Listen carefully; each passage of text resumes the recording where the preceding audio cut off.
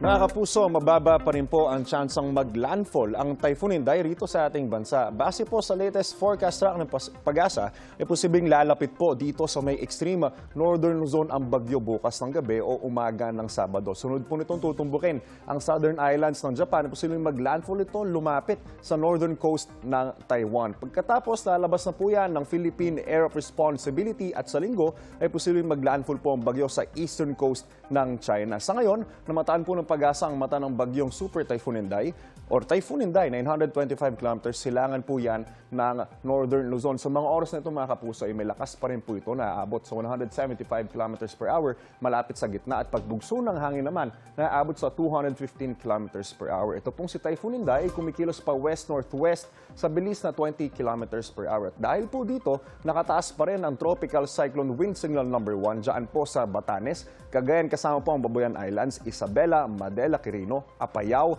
northern portion ng Abra, Kalinga, eastern portion ng Mountain Province, eastern portion ng Ifugao, Ilocos Norte, northern portion ng Aurora, pati na rin po ang northern at central portion ng Catanduanes. Asahan na po natin mga kapuso ang malalakas na ulan na may pagbugso ng hangin sa mga susunod na oras sa mga lugar na nabanggit. Paalala po, stay safe and stay updated. Ako po si Anjo Pertiera.